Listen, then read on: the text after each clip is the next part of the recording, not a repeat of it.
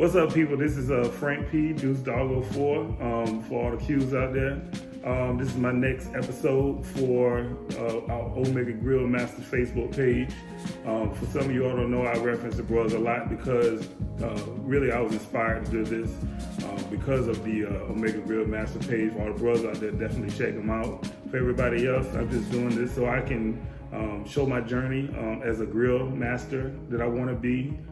So what we're going to be doing today is we're going to be smoking, tomorrow, what we're going to be doing tomorrow is smoking a pork Boston butt. For everybody that doesn't know, this is the Boston butt. It's not a huge one, but we're going to be smoking this tomorrow, pulling it and having it for dinner with some great sides. So just a little history. I know that we talk about what a Boston butt is. And I think a lot of people, just like myself, used to think that a Boston butt was the butt of the pig, but actually it's not. The Boston butt is actually a part that comes right above the shoulder. So a lot of times when you talk about cooking pulled pork, we either use a pork shoulder or a Boston butt, pork butt. Well, in that fact, when you look at how a pig lays down, and I probably have a graphic or something like this, the shoulder's here, the butt is almost kind of right behind it. It's not on the butt. Enough of the history lesson. Let's move forward. So what I'm doing now basically is I'm going to apply the rub. Also, I'm going to inject the butt tonight. I'm going to make sure I let it marinate overnight, and then tomorrow morning we'll start early, and that's when we'll put it on the smoker. So with that being said, this is my first time injecting meat. So we're gonna see what it looks like, see how it comes out. So you're allowed to do it. If I make a mistake, it's captured. If I do it right, look good. Here we go. This is the first injection. Let's see how that goes. So they might say, what are you injecting this with? Actually, I'm injecting this with 50% apple juice and 50% water. Why am I injecting it? Because I want those natural juices from that apple juice and that water to get inside this meat. And when I smoke it, I want it to be captured on the inside and make sure it's a nice juicier piece of meat. So right now, the marinade is going in good. I'm just trying to hit that bone, get all the way down to the bone, and inject. And we're back. I had to have my gloves, it just don't feel right to do without them. Anyway, as I left off, it's time to apply the rub, but we're gonna start with mustard. First thing, you wanna just kind of make sure you have a nice coat foundation of the mustard on the butt. You wanna make sure you get that all over so it can hold. We're gonna put it on the side. We're gonna put it under it. We're gonna put it everywhere. We'll make sure it's coated in the mustard. So this is the rub we're using, the butt rub. I know it's a funny name, but it actually has some credibility in the barbecue circuit. So this is what we're gonna be applying today. You can smell it. Good. So you know I'm gonna layer this on heavy. As we know that once we put this in the smoker, this is going to be how we begin to develop that hard outside coating, also known as the bark, that you want when you're smoking meat, such as pork butt, brisket. Put it on heavy, make sure it's on there. One side that we forgot. Make sure you got it rubbed on and all over that butt.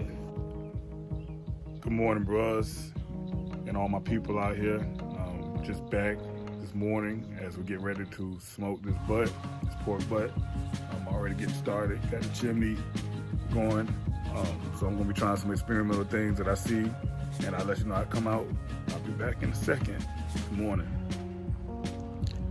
All right, so the wood is in there with the coal that's been lit, but I'm gonna add something extra today. For flavor, I'm gonna add an onion in the mix. So see that? So I'm gonna close this down, and now I'm gonna wait for it to get temperature. I'll be back. I'm back, so we're getting ready to drop this butt in the smoker.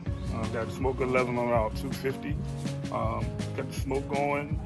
It's still thinning out, but I'm gonna drop this butt in there so we can go ahead and begin to get that process to begin to develop that bark.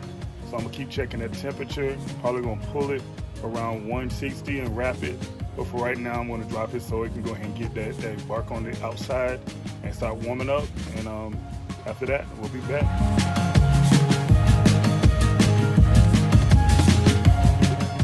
All right, I'm back. Just checking on this butt that I got going.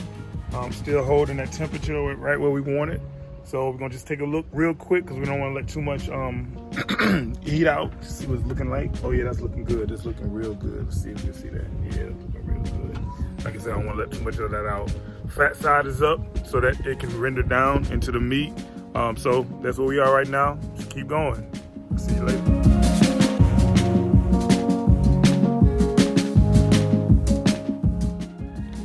All right, while I got the pork butt out there, still smoking, trying to get up the temperature, still rising up. I got about 30 more degrees left.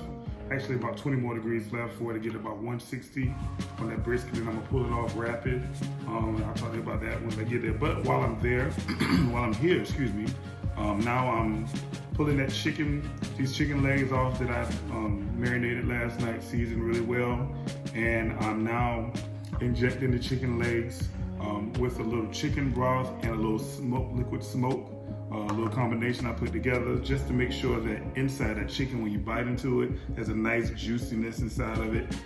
Dark meat tends to be a little more juicy anyway. So to me, dark meat, your thighs and your legs.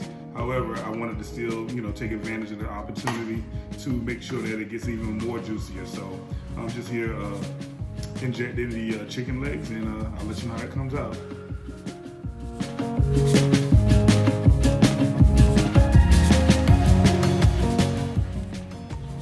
All right, I'm here. Finally, we hit temperature 160 on the pork butt.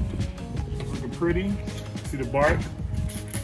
Spray it down, make sure it stays nice and juicy. So I'm gonna take it off now, take it in, and take it inside so I can wrap it up, and then bring it back out here and put it back on the grill. It's looking pretty, All right. All right, good. So we're here. We got the butt inside the house. So I'm going to wrap it in butcher paper. One of the questions I wanted to answer was why butcher paper over aluminum foil? A lot of people use whichever you choose, but butcher paper breathes. So when you put it back in with the butcher paper, it allows the bark to stay a little hard, like that hard part. When you put in aluminum foil, it wraps it and it keeps all the moisture in. Even though it keeps it juicy, then the bark goes away. So that's why we're doing butcher paper. So anyway, with that being said, right before I wrap it, just gonna throw a little bit more of that butt rub on there. Just a little bit more of that flavor. Oh, you see that juice? Still juicy. Good. Flip it. Look at that bark. That's pretty. Pretty. And then I'm gonna just wipe it down just a little bit of sauce.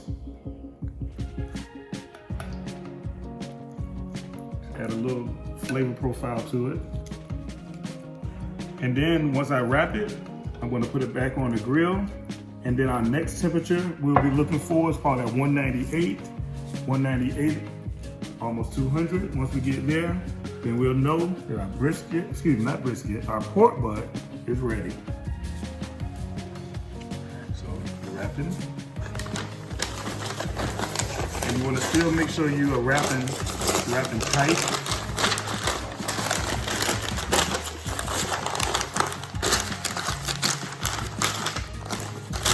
Because you want to keep the moisture in. There you go. Nice, tight wrap.